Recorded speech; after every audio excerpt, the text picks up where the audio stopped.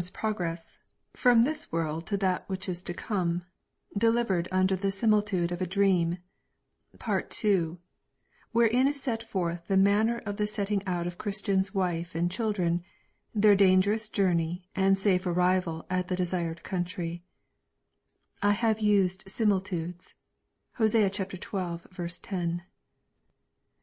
The author's way of sending forth his second part of the Pilgrim. Go now, my little book, to every place where my first pilgrim has but shown his face. Call at their door. If any say, Who is there? Then answer thou, Christiana is here. If they bid thee come in, then enter thou, with all thy boys, and then, as thou knowest how, tell who they are, also from whence they came. Perhaps they'll know them by their looks or name. But if they should not, ask them yet again if formerly they did not entertain one Christian, a pilgrim. If they say they did, and were delighted in his way, then let them know that these related were unto him, yea, his wife and children are. Tell them that they have left their house and home, are turned pilgrims, seek a world to come, that they have met with hardships in the way, that they do meet with troubles night and day, that they have trod on serpents, fought with devils, have also overcome a many evils.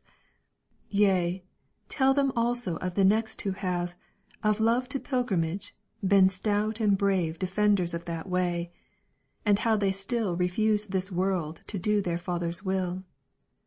Go tell them also of these dainty things that pilgrimage unto the pilgrim brings.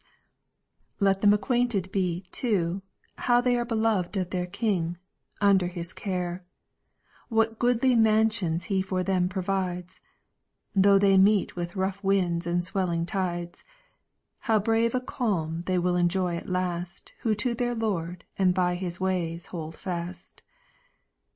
Perhaps with heart and hand they will embrace thee, as they did my firstling, and will grace thee and thy fellows with such cheer and fare as show well they of pilgrims lovers are. Objection 1. But how if they will not believe of me that I am truly thine? Cause some there be that counterfeit the pilgrim in his name, seek, by disguise, to seem the very same, and by that means have wrought themselves into the hands and houses of I know not who. Answer. 'Tis true some have, of late, to counterfeit my pilgrim, to their own my title set. Yea, others half my name, and title too, have stitched to their books, to make them do. But yet they, by their features, do declare themselves not mine to be, whose heir they are. If such thou meetest, then thine only way before them all is to say out thy say in thine own native language, which no man now useth, nor with ease dissemble can. If, after all, they still of you shall doubt, thinking that you, like gipsies, go about in naughty wise the country to defile, or that you seek good people to beguile with things unwarrantable, send for me, and I will testify you pilgrims be, yea, I will testify that only you my pilgrims are, and that alone will do. Objection 2. But yet, perhaps I may inquire for him of those who wish him damned life and limb. What shall I do when at such a door for pilgrims ask, and they shall rage the more? Answer. Fright not thyself, my book, for such bugbears are nothing else but ground for groundless fears. My pilgrim's book has travelled sea and land, yet I could never come to understand that it was slighted or turned out of door by any kingdom, were they rich or poor. In France and Flanders, where men kill each other, my pilgrim is esteemed a friend, a brother. In Holland, too, it is said, as I'm told, my pilgrim is, with some, worth more than gold. Highlanders and wild Irish can agree my pilgrim should familiar with them be. 'Tis in New England under such advance, receives there so much loving countenance, as to be trimmed, new clothed, and decked with gems, that it might show its features and its limbs.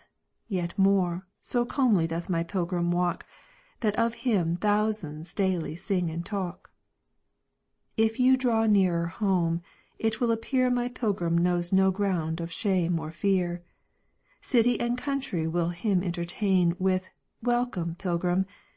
Yea, they can't refrain from smiling, if my pilgrim be but by, or shows his head in any company. Brave gallants do my pilgrim hug and love, esteem it much, yea, value it above things of greater bulk. Yea, with delight say my lark's leg is better than a kite. Young ladies, and young gentlewomen too, do not small kindness to my pilgrim show. Their cabinets, their bosoms, and their hearts my pilgrim has, 'cause he to them imparts his pretty riddles in such wholesome strains as yield them profit double to their pains of reading. Yea, I think I may be bold to say some prize him far above their gold. The very children that do walk the street, if they do but my holy pilgrim meet, salute him will wish him well, and say, he is the only stripling of the day. They that have never seen him, yet admire what they have heard of him, and much desire to have his company and hear him tell those pilgrim stories which he knows so well. Yea, some that did not love him at the first, but called him fool and naughty, say they must, now they have seen and heard him commend, and to those whom they love they do him send. Wherefore, my second part, thou needest not be afraid to show thy hand. None can hurt thee that wish but well to him that went before. 'Cause thou comest after with a second store of things as good, as rich, as profitable, for young and old, for staggering and for stable. Obj. 3. But some there be that say, he laughs too loud, and some do say, his head is in a cloud. Some say, his words and stories are so dark, they know not how, by them, to find his mark. Answer.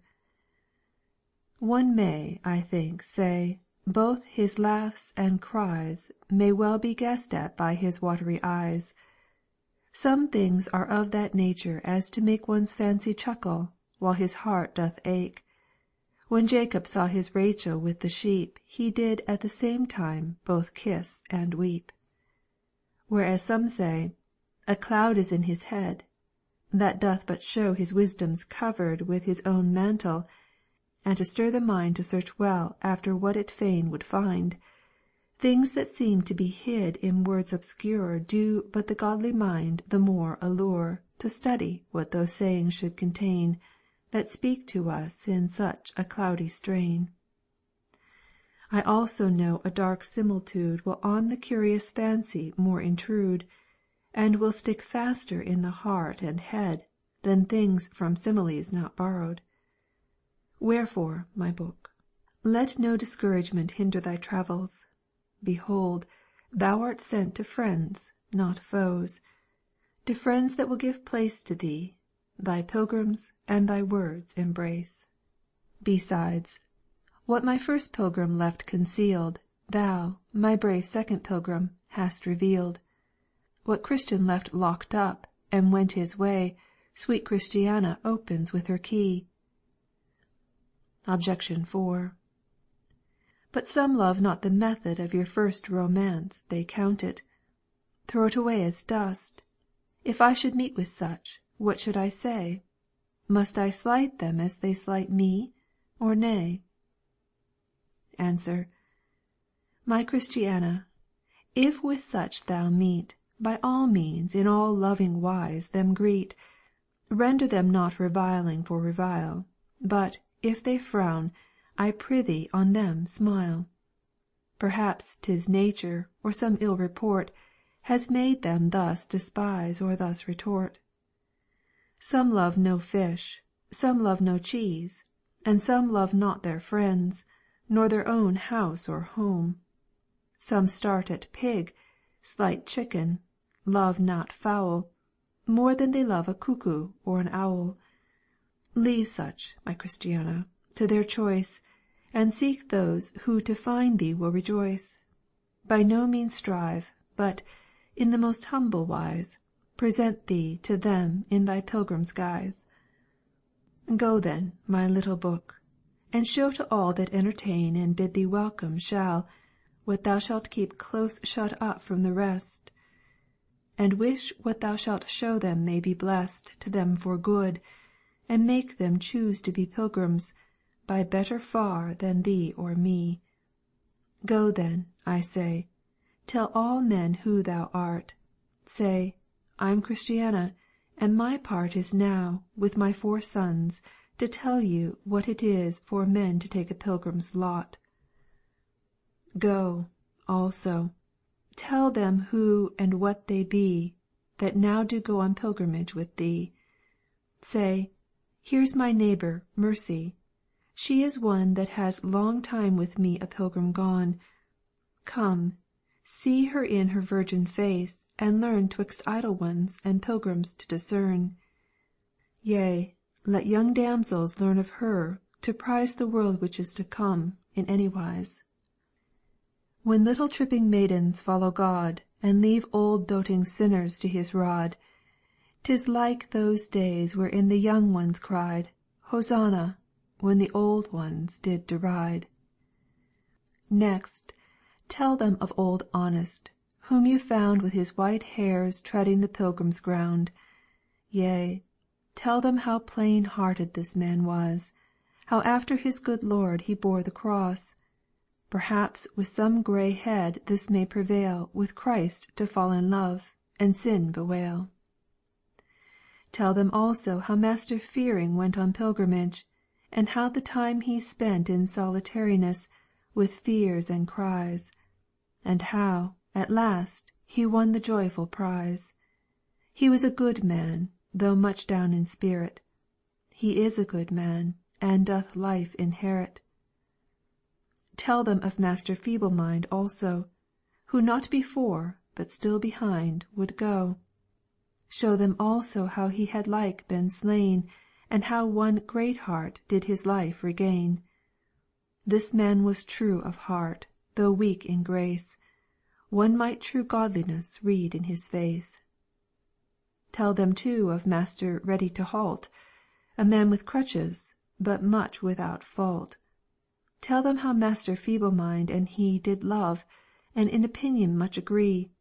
And let all know, though weakness was their chance, yet sometimes one could sing, the other dance. Forget not Master Valiant for the truth, that man of courage, though a very youth. Tell every one his spirit was so stout, no man could ever make him face about. And how Great-heart and he could not forbear but pull down Doubting Castle, slay Despair. Overlook not Master Despondency, nor much afraid his daughter, though they lie under such mantles as may make them look with some as if their God had them forsook. They softly went, be sure, and, at the end, found that the Lord of Pilgrims was their friend. When thou hast told the world of all these things, then turn about, my book, and touch these strings, which, if but touched, will such music make, they'll make a cripple dance, a giant quake. Those riddles that lie couched within thy breast, freely propound, expound, and for the rest of thy mysterious lines, let them remain for those whose nimble fancies shall them gain. Now may this little book a blessing be to those who love this little book and me, and may its buyer have no cause to say his money is but lost or thrown away. Yea, may this second pilgrim yield that fruit as may with each good pilgrim's fancy suit, and may it some persuade that go astray to turn their feet and heart to the right way, is the hearty prayer of the author, John Bunyan. End of section 17.